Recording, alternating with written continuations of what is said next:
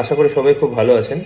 আজকে আমি একটা খুব গুরুত্বপূর্ণ ব্যাপারে কথা বলবো, যেটা একটা ক্রাইসিস বলতে গেলে আগামী দিনে, যেমন আমাদের ফুড ক্রাইসিস বা বলা চলে এনভায়রনমেন্টাল ক্রাইসিস। ভালো কোয়ালিটি ফুড পাওয়া, খাবার পাওয়া আগামী দিনে হয়তো সমস্যা হবে। ভালো বায়ু পাওয়া আগামী দিনে সমস্যা হবে, যে কারণেই হোক, পলিউশনের কারণে হোক, অন্যান্য কারণে হোক। সেরকমই একটা গুরুতর সমস্যা আগামী দিনে যেটা হতে চলেছে বা হচ্ছে, সেটা হচ্ছে যে আপনার যারা বয়সকালে যে সমস্যাটা বাড়ছে, যে বয়সকালে আমি কি করে নিজের বাকি জীবনটা অতিবাহিত করব, টেনশন, একাকিত্ব, এখান থেকে মানসিক অবসাদ এবং ডিফারেন্ট ডিফারেন্ট রোগ জ্বালা সৃষ্টি। ঘরে ঘরে এখন সুগার, প্রেশার, হার্টের প্রবলেম, এগুলো আমরা দেখতেই পাচ্ছি। তো এই জিনিসটা বাড়ছে, কমার কোনো প্রশ্নই নেই। এখন কোশ্চেন হচ্ছে, এটা কিন্তু কোনো সলিউশন আছে? আমরা যদি এখন যে জায়গায় 2টো হসপিটাল আছে সেই জায়গায় 4টে হসপিটাল করে দিলে কি এটা সলিউশন হবে? দেখবেন লক্ষ্য করে যে হসপিটালে যাওয়ার সংখ্যাটা বেশি হচ্ছে এই 55 বা 60 বছরের বয়স্ক মানুষটাই বারবার হসপিটাল যাচ্ছে। তাহলে যদি আজকে জনসংখ্যা যে রেটে বাড়ছে, আগামী দিনে যদি আমি 2টো হসপিটালের জায়গায় 4টে হসপিটাল বানিয়ে দিই, সেটা কি আপনি পারবেন? সেইভাবে আমরা সামাল দিতে পারবো? আমরা কি সেই জন্য কি প্রস্তুত যে হ্যাঁ ঠিক আছে, বেশি সংখ্যক হাসপাতাল বানিয়ে দিলে আমাদের সমস্যাটার সমাধান হয়ে যাবে? এটা কোনো সমস্যার সমাধান নয়, এটা আমরা ভালো করেই জানি। তো এখন করবোটা কি আমরা? কোশ্চেন হচ্ছে যে এর পেছনে প্রথমে বুঝতে হবে যে কি কি কারণ এই জিনিসটা সৃষ্টি করতে আরও বেশি করে কাজ করছে, বা বলতে গেলে কোন কোন ফ্যাক্টরগুলো এক্ষেত্রে বেশি এই ম্যাটারটাতে প্রবলেম ক্রিয়েট করছে। যেমন ছেলে বাইরে চলে গেছে, কাজের সূত্রে বাইরে আছে, বা মেয়ে বিয়ে হয়ে গেছে, একমাত্র মেয়ে, তো অবভিয়াসলি হেল্পলেস, এতটাই একাকিত্ব, এতটাই সমস্যায় ফিল করছেন ওনারা যে অনেক ক্ষেত্রেই দুশ্চিন্তা, যেটা হয়তো অতটাও দরকার নেই, অনেকটা দুশ্চিন্তার কবলে পড়ে যাচ্ছে, এবং বিভিন্ন রকম রোগ জ্বালা ওখান থেকেই সৃষ্টি হচ্ছে, সেটা সবাই আমরা মোটামুটি বুঝতে পারছি।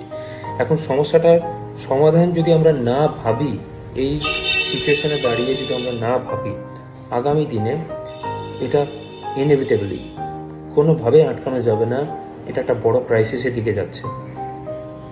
সেই জায়গা থেকে দেবমেনু এল্ডার ব্লিস একটা পরিবর্তনের সূচনা করতে চাইছে। আমাদের ভূমিকা হচ্ছে যে এই সমস্ত মানুষগুলোর পাশে দাঁড়ানো, যারা নিজেকে একাকিত্ব ফিল করছে, যারা মনে করছেন যে না, আমার পাশে কেউ নেই। কেউ যদি একজন থাকতো তাহলে হয়তো আমি এই কাজটা করতে পারতাম, কেউ যদি থাকতো তাহলে আমি তো তাকে এই কথাটা বলতে পারতাম। আমার হয়তো আমি জানি না যে আমার কালকে যখন শরীরটা খারাপ হবে আমার হাজব্যান্ডের বা আমার ওয়াইফের, তখন আমি কীভাবে এটা অ্যারেঞ্জ করবো, কীভাবে আমি তাকে ডাক্তার দেখাতে নিয়ে যাবো, কীভাবে আমি অফিসের কাজটা করবো, কী করে আমি কোনো একটা জায়গায় বেড়াতে যাব, সেটা আমি করবো কী করে? কেন কি ডে টু ডে একই রুটিনে বোর হয়ে গেছেন, সিরিয়াল দেখছেন ঘরে, ভাবছেন, চিন্তা করছেন, কি একই ডে টু পুরো বোর। কিন্তু সেখান থেকে যে বেরিয়ে কোথাও যাবেন তারও উপায় নেই। কেন? শারীরিক সামর্থ্যটা নেই, সঙ্গে যাওয়ার মতো একটা ছেলে নেই। আজকাল কাউকে ডাকলে হাঁকলে চট করে পাবেন, সেই জিনিসটা আর হচ্ছে না। সেটা সবাই জানি আমরা, যে আগে একজন পাশে কাউকে ডাকলেন, চট করে চলে এলো, সে আপনার সঙ্গে গেল। সেই জিনিসটা আজ আর হয়তো আগামী দিনে আরোই সম্ভব হবে না।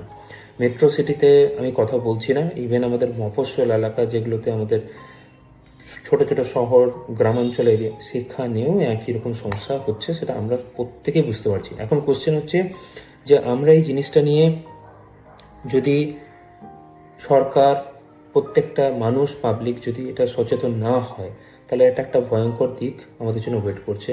তো সেই জন্য সবার কাছে প্রার্থনা যে এই জিনিসটা বুঝি যে এটা হচ্ছে রুট, আর এটা হচ্ছে যুব সমাজ। যদি এটার উপর এটা শক্তপোক্তভাবে দাঁড়িয়ে থাকতে পারবে তখনই, যখন এই রুটটা স্ট্রং হবে, যখন এনারা চিন্তা মুক্ত হবেন, এনারা আমাদের যুব সমাজকে সাপোর্ট দিতে পারবেন। যদি এই সেগমেন্টটা, যদি আমাদের রুটটাই নড়বড় হয়ে যায়, তাহলে এটাও নড়বড়ই করবে। মেন্টাল সাপোর্টটা পাবে না। আপনার মা বাবা যদি আপনাকে মেন্টাল সাপোর্টটা না দেয়, তাহলে কি মাথার পর ছাতার মতো কেউ না থাকে, তাহলে আপনি কি খুব ভালো ফিল করবেন বা আপনি কি খুব স্ট্রং ফিল করবেন, এটা বোঝার ব্যাপার আছে। আর যদি এটা চলে যায় তাহলে ঠিক এই জিনিসটা হবে। ঠিক আছে? তো সময় থাকতে আমরা সাবধান হই, আমরা বুঝি কি গুরুত্ব সিচুয়েশনটার কতটা গুরুতর, এবং তার জন্য সবার কাছে প্রার্থনা এগিয়ে আসুন। দেবেন্দ্র এলডাব্লিউএস প্রাইভেট লিমিটেড এমন একটা সংস্থা যেটা হয়তো অন্যান্য অনেক সংস্থা থেকে একটু আলাদা, যাদের উদ্দেশ্য কিছুটা সেবামূলক, কিন্তু শুধুমাত্র মানুষকে সাহায্য করে এটা একটা পার্সপেক্টিভ যেমন রয়েছে, তার সাথে এটাও রয়েছে যে সমাজে একটা দৃষ্টিভঙ্গির মধ্যে পরিবর্তন আসা খুব জরুরি হয়ে গেছে। যদি আমাদের ফিউচার জেনারেশন এটা না শেখে যে আমাদের